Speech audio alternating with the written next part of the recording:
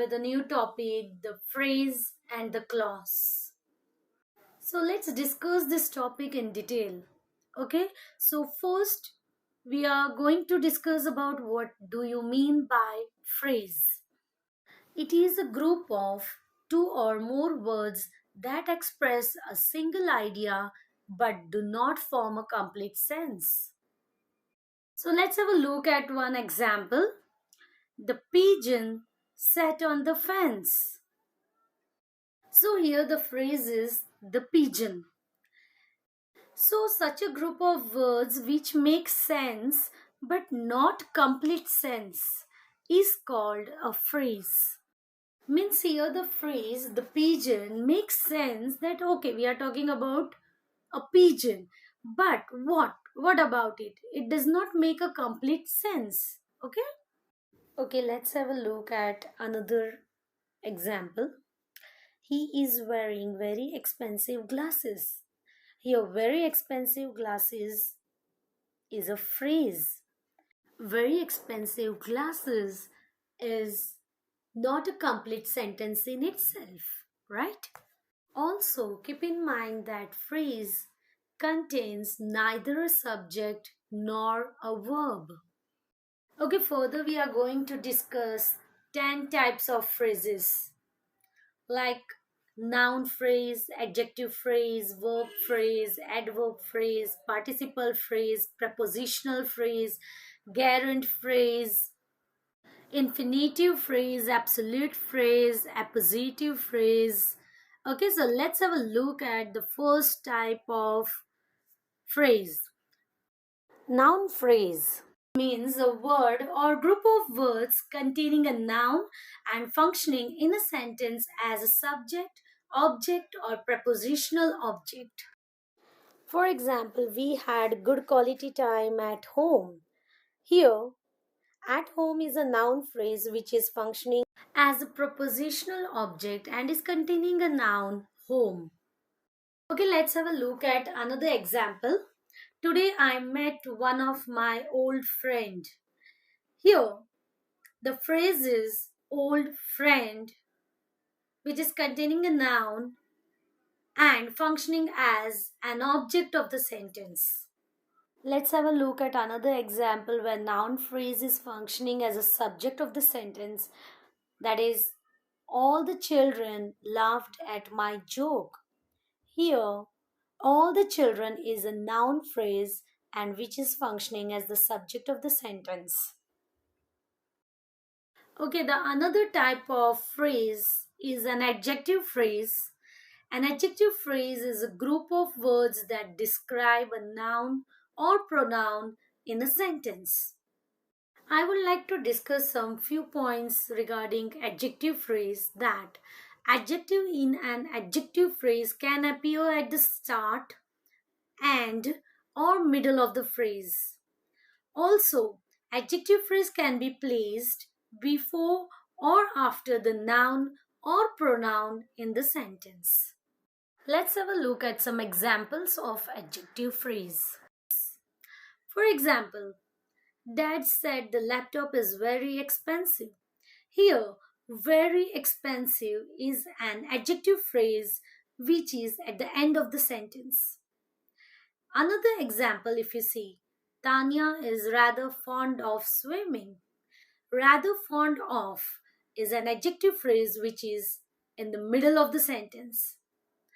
And the third example, my talented son won a scholarship, where talented son as an adjective phrase is at the start of a sentence.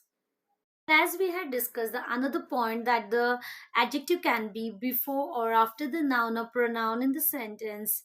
So here you can see in the first example, adjective very expensive is after the noun laptop. In the second example, rather fond of adjective is also after the noun Tanya. Whereas in the third example, talented adjective is before the noun son. Okay, the third type is verb phrase. It consists of a main verb and a helping verb, which is also known as an auxiliary verb. Okay, so let's have a look at some examples. First example is I was writing a letter. Here, writing is a main verb and the helping verb, or you can say auxiliary verb, is was. Why helping verb? Because with was, it makes a complete sense. Without was, the sentence would be like I writing a letter. It does not make a complete sense. So it needs main verb, writing needs a helping verb, was. Similarly, the second example, they are visiting my place today. Here visiting is a main verb with auxiliary verb are. So in the first example, was writing is a verb phrase, and in the second example, are visiting is a verb phrase. Okay, I hope you have understood till now. The fourth phrase is adverb phrase. Adverb phrase is a group of two or more words that function as an adverb in a sentence. Okay? Okay, so let's have a look at examples of adverb phrase. For example, Ria liked to sleep on her mother's lap. So here on her mother's lap is an adverbial phrase which tells us where she likes to sleep, on her mother's lap. Okay, second example, he will join us in half an hour. So, us in half an hour is an adverbial phrase which tells us when he will join. It's telling us time in half an hour. So, in short, adverbial phrase gives us more information about the verb by asking questions where, when, why. It answers that. So, I hope you have easily understood what is an adverb phrase. Then, let's have a look at the fifth phrase, participle phrase. It is a group of words containing a participle, modifier, and pronoun or noun phrases. Some more points regarding participle phrase are that you need a comma after a participle phrase if it comes at the beginning of the sentence, and the following phrase is a complete sentence. But you do not need a comma if the participle phrase is in the middle or at the end of the sentence.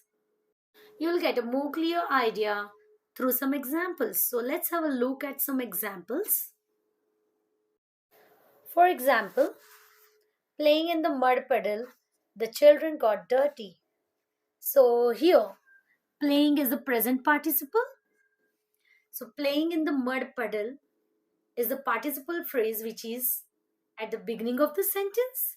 So a comma is used, and the rest of the sentence, the children got dirty, also makes a complete sense according to the rules. Let's have a look at another example. I was preparing for my exam sitting in the library. So here, sitting in the library is a participle phrase which is at the end of the sentence.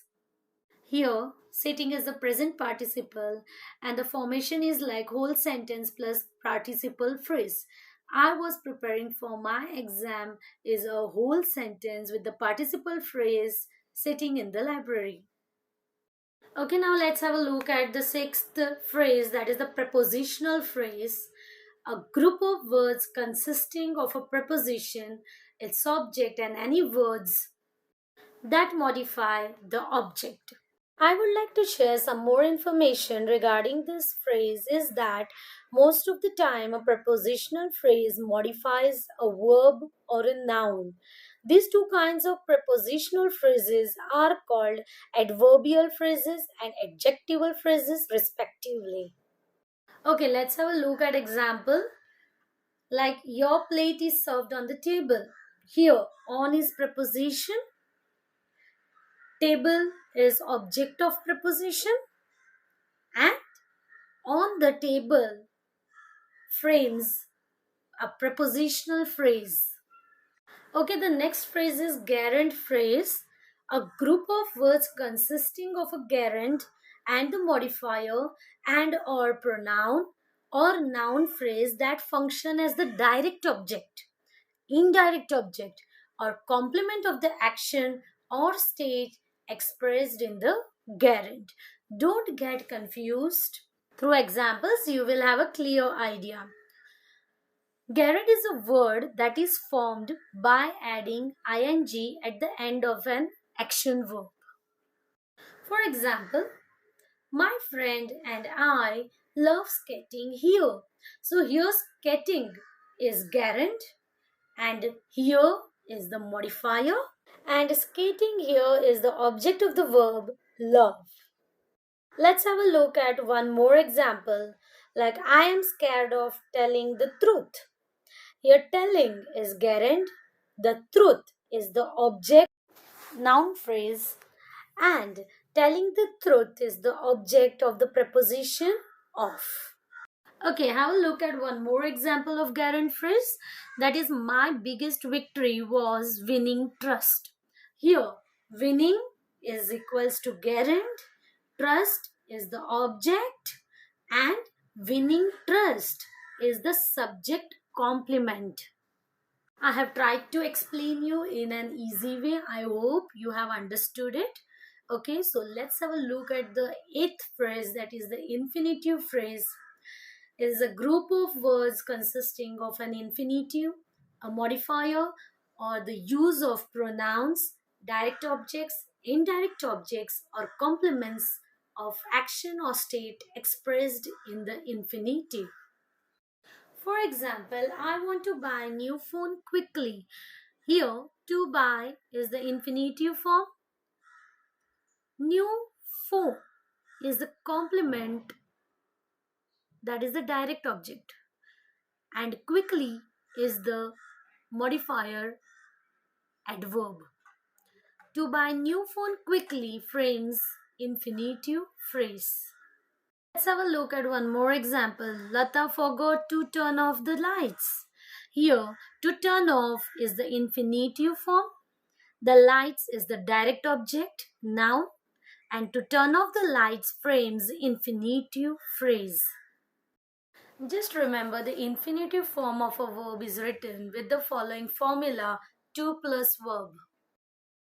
Okay, the second last phrase is absolute phrase. It is a phrase generally made up of a noun or pronoun with a participle phrase. Okay, this is the combination. Some points you should remember are: it modifies the whole sentence, not a single noun. Okay, it is separated by a comma, and the sentence will make sense without it. Okay, so for example, the weather being fine, we went out to play. Here, the weather being fine is the absolute phrase where weather is a noun with the participle being. And according to the rule, without absolute phrase, it makes a complete sense, like we went out to play. It is making a complete sense. Okay, let's have a look at another example. It went wrong, we had to apologize.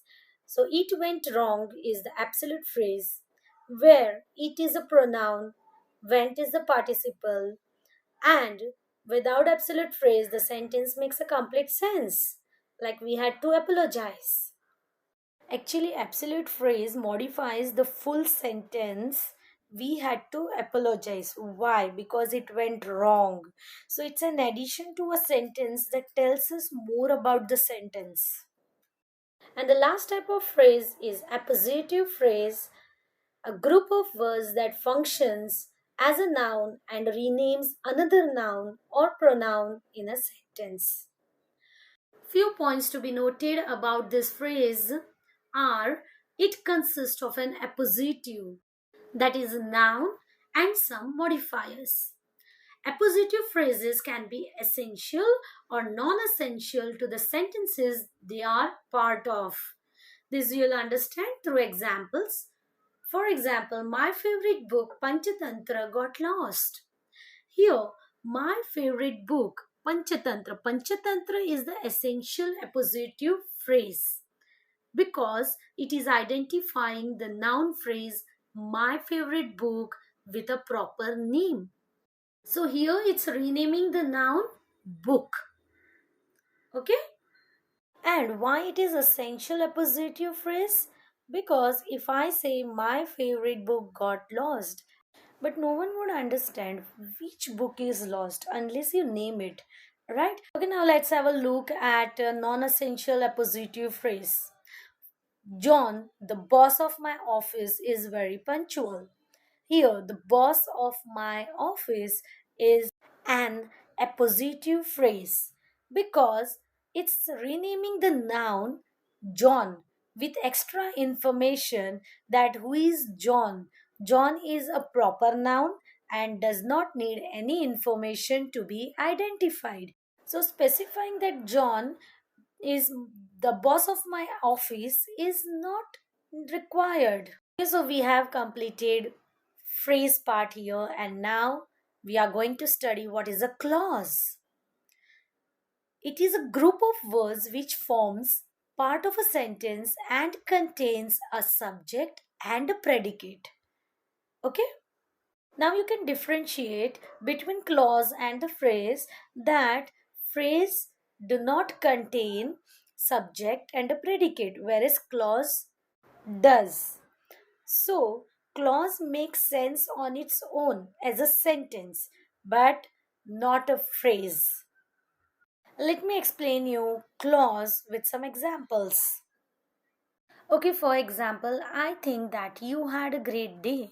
Here, you is a subject, had a great day is the predicate, okay, which forms a clause. So, your clause is you had a great day. So have a keen observation that clause is containing a subject and a predicate and is making a complete sense in itself. That you had a great day. Let's have a look at one more example. I hope you will win. Here, you will win is a clause which contains a subject, you, and predicate will win. And it makes a complete sense in itself. You will win. Okay, now after you know what is a clause, we are going to study types of clauses. They are independent or main clause, dependent clause. Under dependent clause comes the noun clause, adjective clause, adverb clause. Then comes the principal clause, coordinate clause, and non-finite clause. We are going to study this individually. Okay? So let's have a look at the first type, that is the independent, or you can say the main clause. It looks much similar to a regular sentence. Okay, and it functions on its own to make a meaningful sentence. Right? Also, in a sentence, two independent clauses can be connected by the coordinators like and, but, so, or, nor, etc. Okay, let's understand this type through some examples.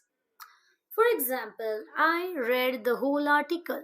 Here, I is a subject, read the whole article is the predicate, and it is a single clause. Okay, so this is the single independent main clause. Look at the another example. I went to watch a movie, but I didn't get a ticket. So here, two independent clauses are there. I went to watch a movie and I didn't get a ticket. And both independent clauses are joined by the coordinator but. Okay, I hope you have understood what is independent or a main clause. Okay, so now let's have a look at the another type of clause, that is dependent clause. Okay, so the dependent name itself specifies that it is the clause which cannot function on its own because it leaves an idea or thought unfinished. So it is also called a subordinate clause. Okay, also, remember that alone it cannot form a complete sentence. That's why it's called dependent clause. Okay. The subordinators connect the dependent clause to another clause to complete the sentence. Okay, so subordinators are like although, whereas, while, because, as soon as, etc. These subordinators are used to connect the dependent clause to the another clause to complete the sentence. Let me explain you through some examples. Look at the example. Because we were late, we missed the train. Here, because we were late is a dependent clause which is preceding the independent clause. We missed the train.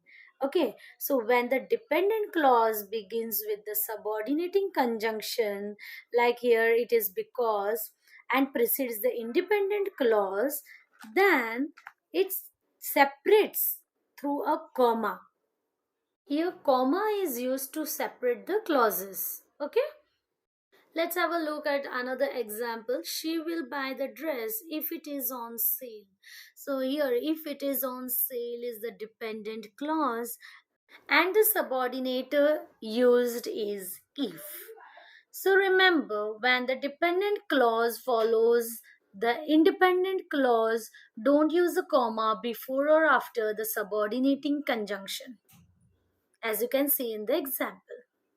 Now, further, we will be discussing the dependent clauses like noun clause, adjective clause, adverb clause, as I have mentioned earlier. Okay. Okay, let's discuss what is a noun clause. Dependent clauses acting as nouns in sentences are called noun clauses or nominal clauses. Okay, these often start with WH words like what, who, where, etc., how, that, if, whether, and so on. Okay, for example, I appreciate what you have done. Okay, so here what you have done is a noun clause, right? Here, dependent clause, what you have done is acting as a noun in the sentence. So it is a noun clause, or you can say it is a nominal clause where it is starting with WH word what. Look at the another example.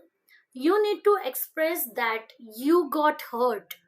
Here, that you got hurt forms a noun clause. Okay, I hope you have understood what is a noun clause. Now let's have a look at the another type of dependent clause, that is adjective clause. Okay, it is a dependent clause that modifies a noun. So these are also called relative clauses and they usually are right after the nouns they modify. Okay, also it provides information for a noun in the another part of the sentence that you'll understand through some examples. So let's have a look at example. I am looking for the dress that my mom gifted me. So here, that my mom gifted me is an adjective clause. Adjective clause has the format of noun plus adjective clause. Here, like it is modifying the noun dress, it is giving more information about the dress, that dress that my mom gifted me. Okay, have a look at the another example. I have a pet which is always playful. So here, which is always playful forms an adjective clause which is giving more information regarding the noun pet. Okay, the next type of dependent clause is adverb clause. These clauses modify verbs, adjectives, and other adverbs. It contains a subject and a verb. It begins with a subordinating conjunction and it tells how, when, where, why, or to what extent. Okay? Okay, let's have a look at some examples of adverb clause. For example, though she was late, Tara stopped to help. Here, though she was late is an adverb clause beginning with the subordinating conjunction, though it is an adverb clause of concession. Look at the second example. I cannot go on holidays because my leaves are cancelled. Here, because my leaves are cancelled forms adverb clause of reason. Okay. Here it's modifying the verb go, cannot go, and giving the reason because my leaves are cancelled. Okay. So I hope you have understood all the dependent clauses. Let's have a look at another clause, that is principal clause. These have a subject, that is a noun or a pronoun, finite verb, and an object. Okay. Principal clauses make complete sentences that can stand alone or act as the main part of any complex or compound sentence. Independent and principal clauses are functionally similar but are named from different perspectives. Okay? For example, she was telling us that she enjoyed the trip. Here, she was telling us forms the principal clause because here she, which is a pronoun, is a subject with a finite verb was telling and an object us, and it's making a complete sentence in itself. Look at the second example. I don't know whom to approach. Here, I don't know is the principal clause. Okay, let's have a look at the another type of clause, that is coordinate clause. It is formed when two or more similarly important independent clauses are joined by coordinating conjunctions like and, or, but, etc. in terms of compound sentences. Okay? Okay, let's have a look at some of the examples. I like to cook and my daughter loves to eat. Here, two independent clauses are there. I like to cook and my daughter loves to eat. And both these independent clauses are joined by the coordinating conjunction and. Okay, look at the another example. I prefer flying, but he always prefer train. Here two independent clauses are I prefer flying and he prefer always prefer train. Both of these independent clauses are joined by the coordinating conjunction but. So these examples represented coordinate clauses where two independent clauses are joined by the coordinating conjunctions. Okay, so let's have a look at another type of clause, that is a non-finite clause. They contain a participle or an infinitive verb that makes the subject and verb evident even though hidden. Also, just notice that in terms of a participle, the participle phrase takes the place of the subject or object of the sentence. Don't get confused, it simply means that the non finite clause contains a verb that doesn't show tense or time. Okay, means that the clause doesn't state at what time something happened, making it non finite. Okay, let's have a look at some examples of non-finite clause. Actually, there are different types of non-finite clauses which I'll explain you through examples. Look at the first example. She left the food to finish her work on time. So here, to finish her work on time is the to infinitive clause, which is one type of non-finite clause. Okay, where infinitive verb to finish is used. Look at the second example. She was very lucky being selected for the noble cause. Here, being selected for the noble cause is present participle clause, which is a type of a non-finite clause. Okay, where being represents present participle. Look at the third example. The profit, if gained, would be a great achievement. Here, if gained is a past participle clause, which is a type of a non-finite clause. Gained represents past participle. So these were the examples of non-finite clause. Just remember that they contain a participle or an infinitive verb that makes the subject and verb more evident. Okay? Okay, so here we have completed both phrase and the clause. Okay, now it's time to check your learning. Pause video and try to identify the phrases in the below given sentences. Okay, I hope you have tried it and you got it correct. So let's discuss it. In the first sentence, I have a habit of eating slowly has a gerund phrase as a predicate nominative. Okay? In the second example, my mother is preparing food for us. There's a verb phrase is preparing. Third example, our new house is under construction. There's a prepositional phrase under construction. Okay, check another three sentences and try to solve them. Identify the phrases here. Take a pause. Okay, I hope you are able to identify all the phrases here. So, in the fourth example, there's a positive phrase, Geeta.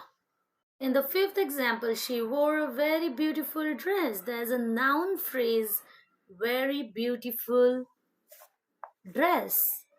And in the sixth example, I love to play hide and seek.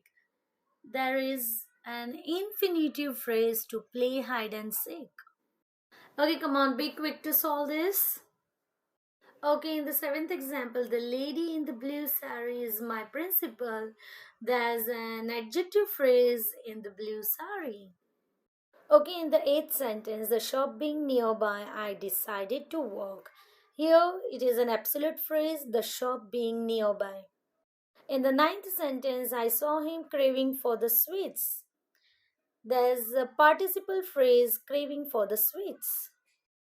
And refer to the last sentence, 10th one, Ravi was cycling so fast. There's an adverb phrase, cycling so fast. Well done, guys. Now, next you have to identify the clauses. Okay? Ready? Okay, then pause the video and just try to identify the clauses here. I hope you were able to identify. Okay, let's discuss it. In the first sentence, if you don't take a rest, you will fall ill. Here, if you don't take a rest, it's a dependent clause. Second sentence, mom is taking me to the dentist. Here, it's an independent clause. Okay, the third sentence, he is the one who works with full dedication. Here, it's an adjective clause who works with full dedication. Okay? Okay, take a pause and try to identify the clauses here. Okay, let's discuss it. In the fourth sentence, she knows that I am not feeling well. It's a noun clause. Okay, in the fifth sentence, I will not come to play as I am going out. It's an adverb clause. Look at the sixth sentence. He participated and he won. It's a coordinate clause. Okay? Okay, good going, guys. Last two sentences. Identify the clauses here. I hope you were able to identify it. Let's discuss it. Seventh sentence. She was in a hurry to catch the train. Here it's a non-finite clause to catch the train. Okay, eighth sentence. I would do this if you support me. It's a principal clause here. If you support me. Okay, so I hope you have understood what is a phrase and what is a clause and their types too, right? Okay, thank you for watching my video, and if you like my video then do like, share, subscribe and comment, and stay tuned. I will be there soon with some new interesting topic. Bye bye.